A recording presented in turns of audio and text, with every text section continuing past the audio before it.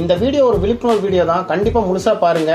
கடந்த சில நாட்களா கேஸ் ஏஜென்சில ஒவ்வொரு கஸ்டமருக்கும் ஃபோன் பண்ணி நாங்க கேஸ் ஏஜென்சில இருந்து பேசுறோம், இன்னைக்கு உங்க ஏரியாக்கு செக்கிங் வர்றோம், இதுல சிலிண்டர் டியூப் ரெகுலேட்டர் எல்லாம் செக் பண்ணுவோம், அதுக்கு நீங்க எங்களுக்கு 236 ரூபாய் பணம் கொடுக்கணும்னு சொல்லி வசூல் பண்ணிட்டு இருக்காங்க. இதே மாதிரி இன்னைக்கு எங்க அம்மாவோட போனுக்கு கால் பண்ணி இப்படி சொல்லியிருக்காங்க. அவங்களும் கேஸ் ஏஜென்சில இருந்து வருவாங்க, நீ பணம் கொடுத்துருன்னு சொன்னாங்க. எனக்கு ஒரு சந்தேகம் வந்துச்சு, சரி கேஸ் ஏஜென்சி இலவசமா பண்ணணும்னு மத்திய அரசு விளம்பரம் போட்டிருந்தாங்களே, இவங்க என்ன பணம் கேட்கறாங்கன்னு தோணுச்சு. உடனே எனக்கு தெரிஞ்ச வேற கேஸ் ஏஜென்சி நண்பரோட நம்பருக்கு ஃபோன் பண்ணி கேட்டேன். அதுல அவர் ஆமா, போன வாரம் வரைக்கும் நாங்க 236 ரூபாய் வாங்கிட்டு இருந்தோம், அதை மத்திய அரசு இலவசமா பண்ணணும்னு ஆர்டர் போட்டிருக்காங்க, அதுக்கான செலவு இப்ப கேஸ் நிறுவனங்கள் ஏஜென்சிக்கு கொடுக்கறதா சொல்லியிருக்கதாவும் சொன்னாரு. இது சம்பந்தமா கடந்த 4ஆம் தேதியே ஆர்டர் வந்திருக்கதாவும் சொன்னாரு. மேலும் அதுக்கு ஆதாரமா மத்திய அரசு கொடுத்த விளம்பரத்தை எனக்கு அனுப்பி வச்சாரு. சரி, வீட்டுக்கு கேஸ் ஏஜென்சிக்காரங்க செக்கிங் வந்தா கேட்டுக்கலான்னு இருந்தேன். அடுத்த ஒரு 5 நிமிஷத்துல எனக்கு ஸ்ரீராம் கேஸ் ஏஜென்சில இருந்து பேசுறேன்னு சொல்லி ஒரு கால் பண்ணி பேசினாங்க. அதை இப்ப கேளுங்க. Hello hello sir, good morning sir. Sriram கேஸ்ல இருந்து கால் பண்ணியிருக்கோங்க சார், வடமதுரை என்ஜிஓ காலனில இருந்து. சொல்லுங்க. ரமேஷ் குமார் அவங்க பேர்ல தானே சார் சிலிண்டர் வாங்கிட்டு இருக்கீங்க? ஆமாங்க.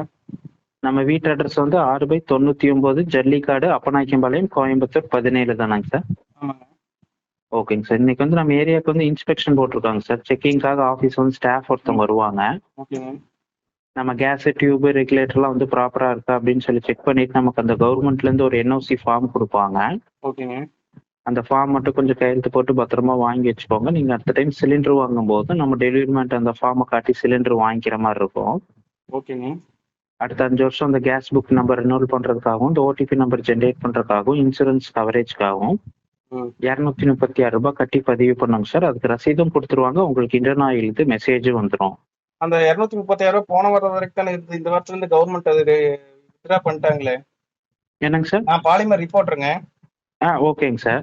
போன வாரம் வரைக்கும் தாங்க பணம் வாங்குற மாதிரி இருந்தது, இந்த வாரத்துல போன வாரத்தோடய நிப்பாட்டிட்டாங்களே எலெக்ஷனுக்காக. இல்லைங்க சார், இந்த எண்ட் மந்த் எண்ட் வரைக்குமே இருக்குங்க இல்ல சார். இல்லைங்க, நான் உங்களுக்கு வேணா ப்ரூஃப் தரட்டா? அது சர்க்கியூட் போட்டாங்களாங்க சார்? உங்க அது கூட தெரியாம எப்படிங்க ஏஜென்சி வச்சு நடத்திட்டு இருக்கீங்க? நான் வேணா இப்ப நான் பாலிமர் ரிப்போர்ட்னு சொல்றேன், நான் இப்ப இதை வச்சு ஒரு செய்தி போட்டேன்னா உங்க ஏஜென்சி தான் க்ளோஸ் ஆகும், பரவாயில்லையா? சார், எங்களுக்கு கொடுத்த தகவல் தாங்க சார். எங்களுக்கு வந்து இந்த இதுகிட்டே கேளுங்க. போன வாரம் வரைக்கும் வசூல் பண்ணிட்டு இருக்கு சொல்லி கவர்மெண்ட் இருந்தது, ஆர்டர் போட்டாச்சு, யார்கிட்டயும் வாங்க கூட ஃப்ரீ ஆஃப் காஸ்ட்ல செய்ய சொல்லி ஆர்டர் போட்டிருக்காங்க. நீங்க தெரியாம கேட்டு கூப்பிடுங்க, நான் ரிப்போர்ட்டர் தான் பேசுறேன். நான் இது தகவல் போன வாரத்தோட இது பண்ணியாச்சுங்க. சரி, ஓகே சார். எங்களுக்கு தெரியல, நான் ஓனர்ட்ட கேட்டுட்டு நான் உங்களுக்கு கூப்பிடுறேன் சார். கூப்பிடுங்க. Okay sir, thank you sir. கேட்டீங்களா? அதுல நான் மத்திய அரசு இலவசமா கேஸ் சர்வீஸ் செய்ய ஆர்டர் போட்டிருக்கேன்னு கேட்டா ஏஜென்சி நபரு இல்ல சார், இந்த மாசம் கடைசி வரைக்கும் பணம் வாங்க சொல்லியிருக்காங்கன்னு சொல்றாரு. உடனே நான் அதுக்கான ஆதாரத்தை அனுப்புவேன்னு சொன்னதும் உடனே ஓனர்கிட்ட கேட்டு சொல்றேன்னு போனை கட் பண்ணிட்டாரு. ரொம்ப நேரம் அவர் கூப்பிடல, திரும்ப நானே ஏஜென்சிக்கு கால் பண்ணி பேசினேன். அதை கேளுங்க. ஹலோ, பாலிமர் ரிப்போர்ட்டருங்க. சார் சொல்லுங்க சார். கேட்டு சொல்றேன். நீங்க அதான் சார் இருக்குங்களாமாங்க சார், பண்ணக்கூடாதுன்னு தான் சொன்னாரு. அப்ப நீங்க இத்தனை நாளா இப்படி ஒரு வாரமா வசூல் பண்ணிட்டு இருக்கீங்க எல்லா பக்கமே? ஒரு வாரமா இல்லைங்க சார்,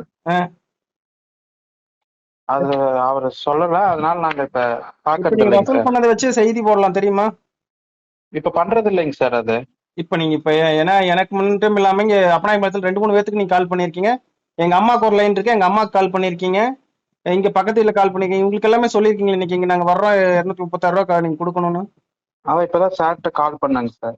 அவர்தான் சொன்னாரு வேண்டாம், அது பண்ணக்கூடாது, விட்டுரு அப்படின்னாரு. என்னங்க அசால்ட்டா எல்லாரோட ஆபீஸ் முன்னாடி அதை ஒட்ட சொல்லியிருக்காங்களே இல்ல சென்ட்ரல் கவர்மெண்ட்? என்னங்க சார்? எல்லா ஆபீஸ் முன்னாடியும் சென்ட்ரல் கவர்மெண்ட் உங்க ஆபீஸ் முன்னாடி அதை ஒட்டி இருக்கீங்களா இல்லையா? அந்த மாதிரி இலவச பரிசோதனை பண்ணணும்னு ஒட்டி இருக்குங்க. ஒட்டி இருந்து நீங்க வேணுனே தான் கால் பண்ணி கேட்கற மாதிரி இருக்குது. இது ஒரு ஏமாத்து வேலை தானே இது? இல்லைங்க சார், இல்லைங்க சார். அப்படி ஒட்டிட்டு எதுக்குங்க கால் பண்ணி காசு கேட்கறீங்க? சார் எனக்கு தெரியலைங்க சார். உங்களுக்கு தெரியாம எப்படிங்க இப்படி பணம் வசூல் பண்ணிருக்கிறது? இப்ப லிஸ்ட் எடுக்கிட்டா நேத்து நீங்க முந்தா நேத்து இதுக்கு முன்னாடி எல்லாம் என்னென்ன நீங்க யாராவது செக்கிங் பண்ணிக்கீங்க எடுக்கலாமா? லிஸ்ட் கொடுக்குறீங்களா? அது பண்ணியிருந்ததுங்க சார். அப்ப அதுக்கெல்லாம் காசு வாங்கி தானே பண்ணிருக்கீங்க? ஆமாங்க சார். அது எப்படி ரீஃபண்ட் பண்ணுவீங்க? என்னென்ன ஓனர்ட்ட பேசிட்டு நான் சொல்றேங்க சார். அது நீங்க ரீஃபண்ட் பண்ணணும், இல்லைன்னா நான் இது வந்து ஒரு இஷ்யூ கொண்டு வருவேன் நானு.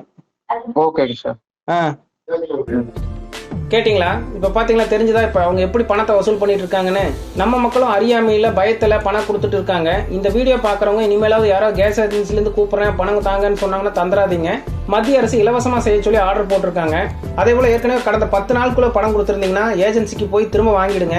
கொடுக்கலைன்னா புகார் கொடுங்க. இந்த வீடியோ எல்லாருக்கும் ஷேர் பண்ணி விடுங்க, விழிப்புணர்வாக இருக்கட்டும்.